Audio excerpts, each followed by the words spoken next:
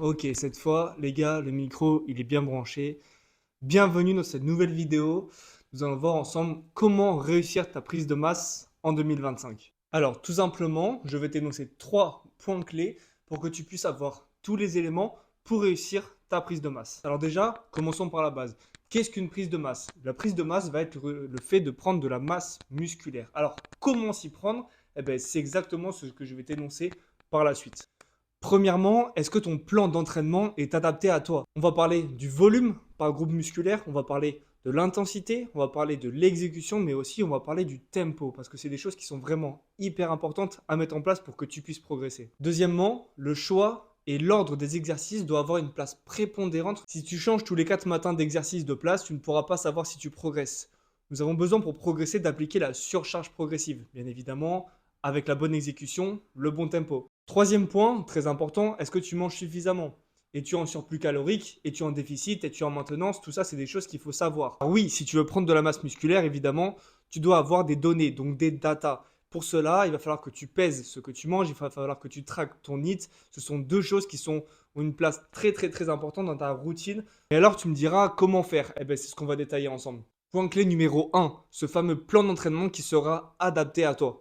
Lorsqu'on construit un plan d'entraînement, on doit avoir besoin de contexte. Quel rythme de vie a la personne? Si on prend deux études de cas différentes entre une personne qui fait 15 000 pas par jour et une personne qui en fait 2 ou 3 000, la personne n'aura pas les mêmes besoins, notamment au niveau de la nourriture, mais aussi par rapport au volume qu'elle pourra encaisser pour optimiser sa récupération.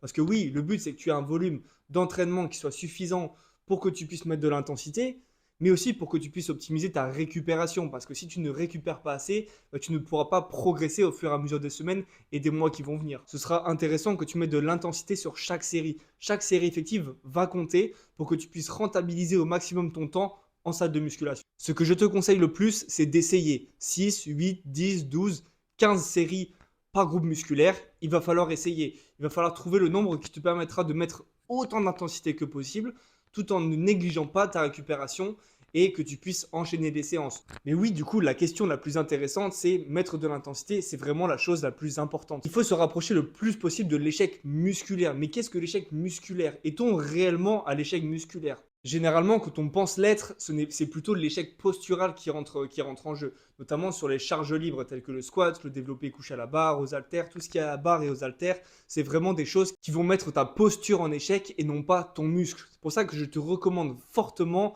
un travail sur machine. Tu vas pouvoir stimuler tes muscles plus facilement sur machine que sur charge libre. Donc sélectionne les bonnes machines qui sont adaptées à toi, celles que tu aimes faire aussi, la question d'adhérence est hyper importante, et celles qui te permettront d'avoir la bonne trajectoire de A à Z du mouvement pour que tu puisses progresser et avoir cette très bonne tension qui te permettra de stimuler tes muscles au mieux. Donc si je résume, le but c'est de pouvoir avoir un nombre de séries optimal pour que tu puisses stimuler au mieux tes muscles et que tu ne négliges pas ta récupération. Point clé numéro 2, l'ordre et le choix des exercices. Comme on l'a évoqué précédemment, le choix des exercices, on va plutôt se tourner sur un travail sur machine. Encore une fois, il faut pouvoir avoir de bonnes machines ou alors tu peux apporter des modifications à certaines machines. Les meilleures, selon moi, c'est celles qui ont le plus de réglages et qui offrent le plus de possibilités pour pouvoir travailler dessus. Une fois que tu as sélectionné ces meilleures machines, l'ordre des exercices va avoir une place prépondérante lorsque tu construis ce plan d'entraînement. Ce que je te conseille, c'est que si tu n'arrives pas à développer un muscle, pour moi, tu le mets en priorité. N'hésite pas à faire des séries longues, 10, 15, 20, 25 répétitions pour un muscle que tu as du mal à solliciter. Cela amènera un afflux sanguin dans le muscle et tout simplement, tu auras plus de facilité une fois que tu passeras sur un mouvement polyarticulaire à recruter ce muscle. Tu l'auras compris, la place de l'exercice d'isolation et polyarticulaire, c'est vraiment très important. Pour moi, l'isolation, tu peux le faire au début pour activer, pour échauffer. Une série d'activations, une série d'échauffements avant d'aller sur un exercice polyarticulaire, c'est vraiment très intéressant parce que quand tu seras sur l'exercice polyarticulaire, tu pourras mieux cibler, mettre plus de tension sur le muscle que tu voudras solliciter. Point clé numéro 3, manges-tu suffisamment? As-tu un apport calorique entre 1,8 et 2,4 grammes par poids du corps? Es-tu réellement en surplus calorique? Quelle est ta dépense quotidienne? Tu l'auras compris, tout cela, on a besoin de le savoir pour pouvoir mettre en place la meilleure diète possible et pour que tu puisses être légèrement en surplus calorique. Pas la peine de manger 4, 5 000 calories pour prendre du poids et prendre du bon poids, mais un léger surplus calorique avec de bons macronutriments, c'est vraiment ce qui peut faire la différence. Pour résumer, ce qui est le plus important, c'est de traquer tes données, ton nombre d'heures de sommeil, ton hydratation, ton NEAT, ce que tu manges, tout ça plus tu seras optimal, plus tu pourras optimiser ta progression.